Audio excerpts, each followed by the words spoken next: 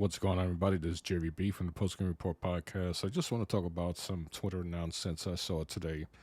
So, two different individuals from IGN made statements regarding Xbox, favorable statements regarding the Xbox Series X. Now, one gentleman, which you're seeing right here, Zachary Ryan, he made a statement about the Xbox, but he didn't put the competing console in his statement.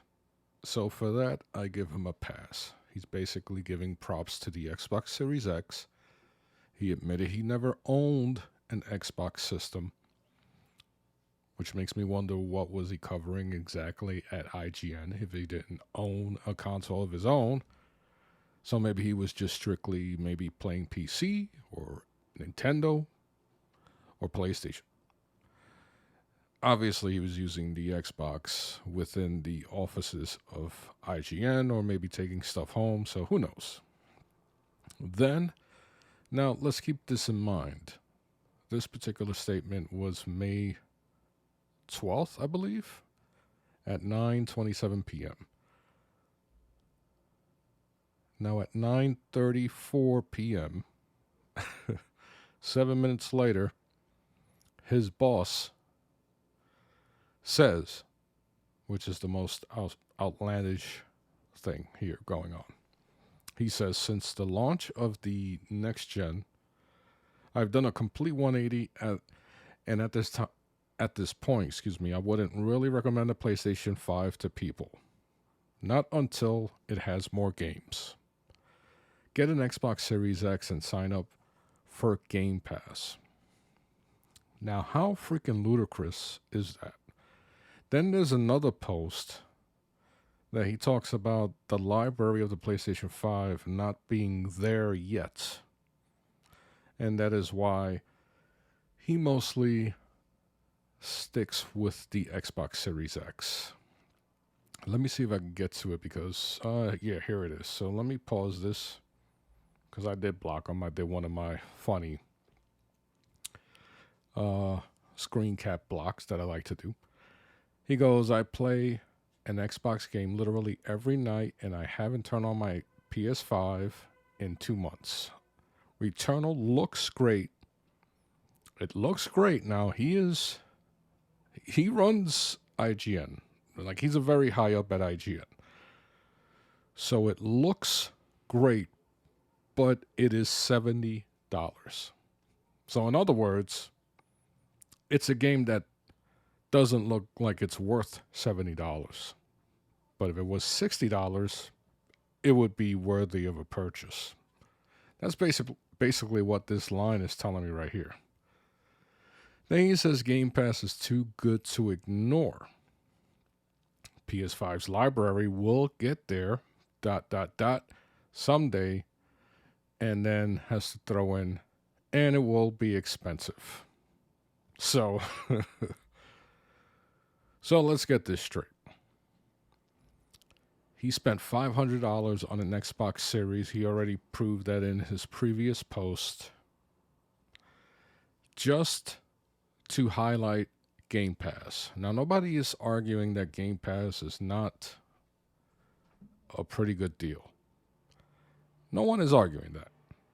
Granted, one of the key factors for Game Pass is the fact that you can play Xbox exclusives when they release day and date, but there has not been any. And that is a fact. Wait, hold on a second. What? Wait, let's see something. Why what they play ball this PlayStation game is so much, though. Plenty time on your hands. Go play an exclusive or something. Peer pressure is... See, now you're going to witness me blocking some dipshit. Let's see. Let's look at his profile. See what kind of dipshit we're looking at. All right, so this dipshit is getting blocked. Saying nonsense. What kind of nonsense is that? Okay, so Jesus Christ, this is a huge burrito. So, It's too distracting. I was going to talk while this video was playing, but that is too distracting. So, so yeah, you're paying $500, and you're telling me that. Let's see what somebody did here. Let's look at this. See, IGN. This Justin guy, Justin Davis, and too bad he has, the same name as my son. He is the director of IGN. Like, come on.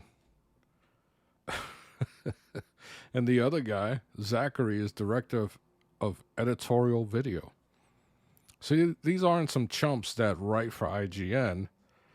These are people with some influence within the company. So both of these guys paid $500 for an Xbox Series X, and they're both pushing Game Pass as if it's a platform in its own right, as if Game Pass was announced and launched in this new generation, as if Game Pass is not available on the Xbox One, as if all the games that are currently on Game Pass, with the exception of 2 games, well, actually, every game on Game Pass is playable on the Xbox One. I was going to exclude MLB The Show 21, Outriders, I believe it's called, and The Medium. I was going to exclude those, but you can play those on the Xbox One. So there is nothing that has been day and date on the Xbox side for people to validate that one difference that separates it from PlayStation Now. Now, neither one of these two dipshits, I was going to call them dimwits, neither one of these two, and maybe Zachary might not be a dipshit, so let me correct that. This Justin guy, Mr. Davis, he excludes in his statement that, you know what, PlayStation Now gives you more games than Game Pass. And this guy does the same thing too.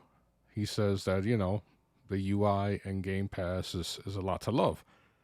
But he's not comparing it to the PlayStation 5. This dude is. So he's saying that the library for the PlayStation 5 has not caught up, or there isn't one yet, and it's going to be expensive. But yet you bought a $500 next generation console that has not given you anything to showcase that power. It's the old argument that I've been stating for quite some time, even when Microsoft announced the Xbox One X. It was a waste of time with that console, even though it had the most power at the time. So you have these people who have industry jobs, a video game industry job, that is. This guy, Mr. Davis, runs IGN. He's the director at IGN,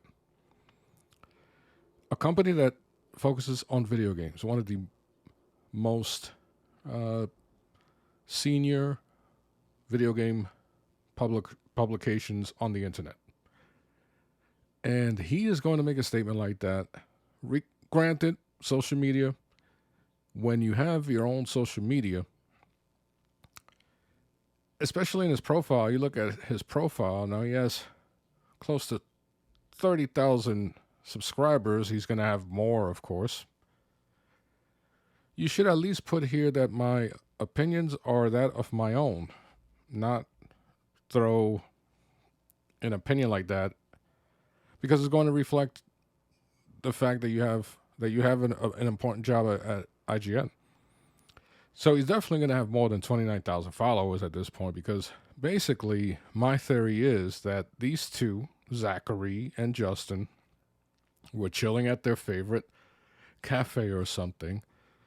They were both probably drinking some type of soy-based macchiato or, something fancy like that, and chomping on some guava-flavored muffins, gluten-free type thing, with some Stadia, no sugar.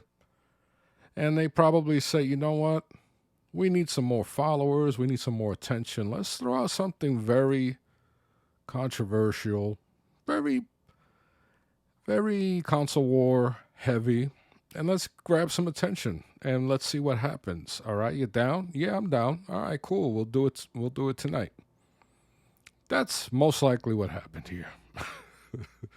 Where they said let's do something and let's see how everybody reacts to it. Because this is a pattern. This is nothing new. What these guys did right here is nothing new. You notice a lot of influencers, a lot of people who claim to work in the industry, who claim to have some fame in the industry or whatever. They do these type of posts on purpose. And then they sit back and they watch the results. And then when things get too hot, they play the victim card. They say, wow, you can't post your own opinions on the gaming industry. You guys are toxic.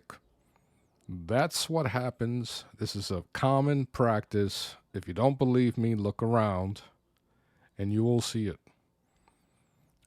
It's a common practice. Just look at the bigger names that call themselves neutral.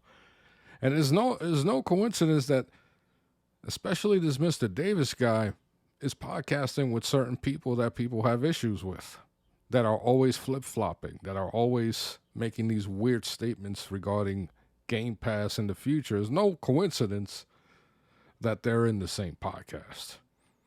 So that just goes to show you that this method is something that they use to generate some type of reaction. And because there's a reaction on social media, that basically gives you attention. And from attention, you get more followers. You get your name thrown around all over the place. And for some people, any attention is good attention.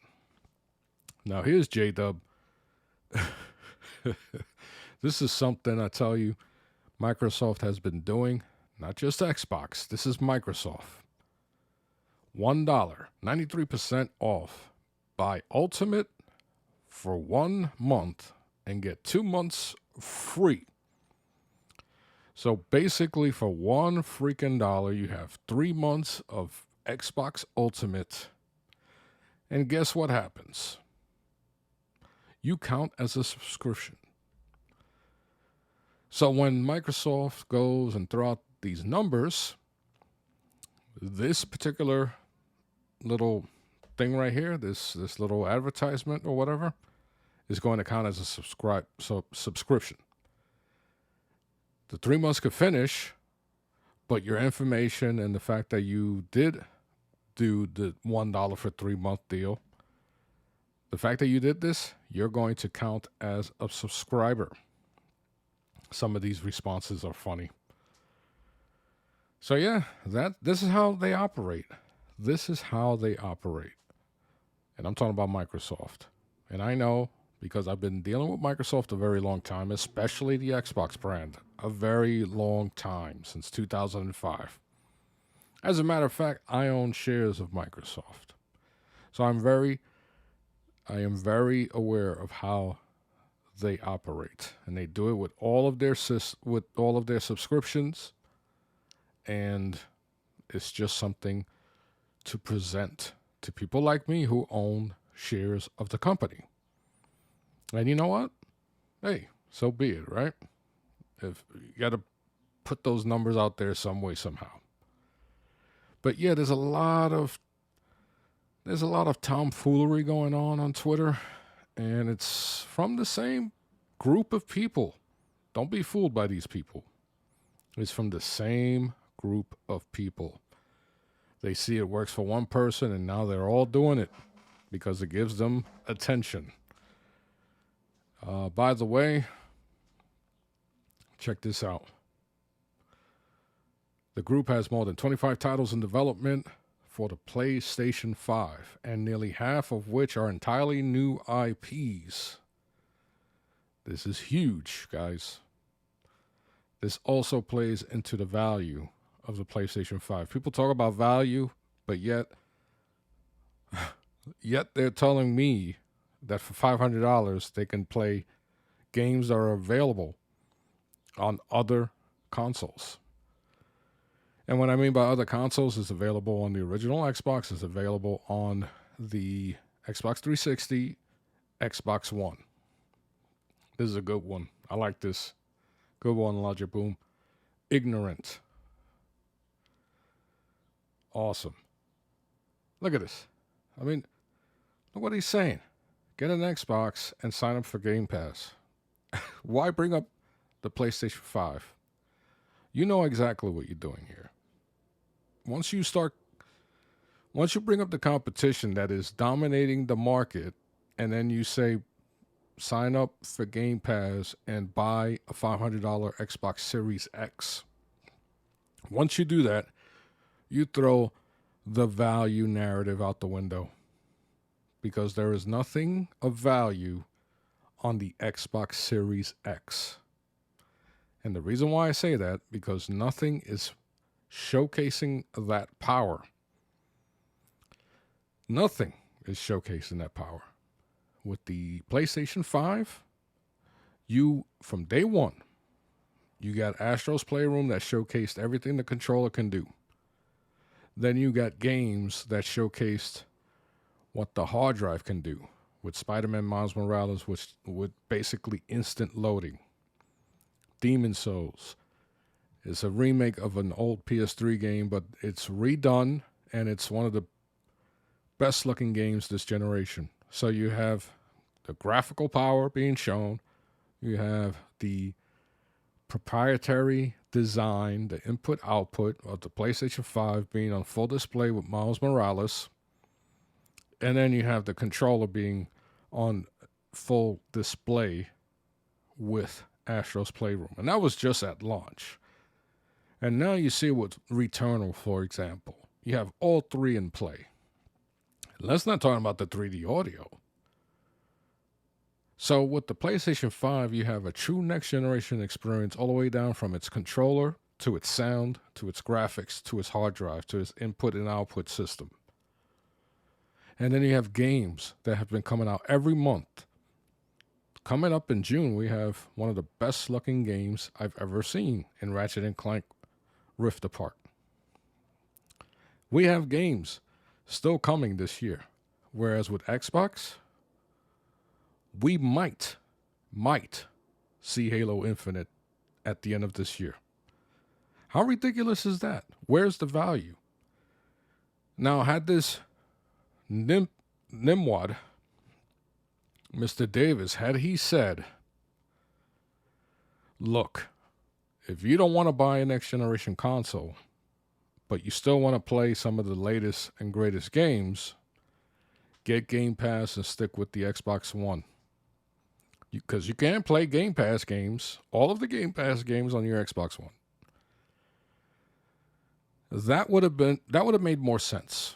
What I just said makes more sense. Is value, because you're playing the same things. You're not missing nothing out. I mean, you're not missing out on nothing, excuse me. Whereas with the PlayStation 5, there are some games that you could play on the PlayStation 4. But you're not going to play Returnal on the PlayStation 4. Ratchet & Clank. Godfall. Demon Souls. You're not going to get the same load times as Miles Morales. Destruction All-Stars? You're not going to play that. Now, the thing is, some people say, nah, it's been dry since November.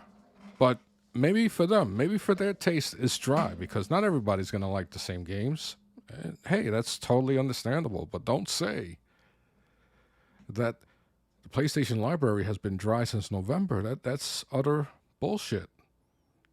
The PlayStation 5 has been the only console that, with the next generation tag on it, that has provided next generation experiences. If it was not for the PlayStation 5, this generation would be a total disaster.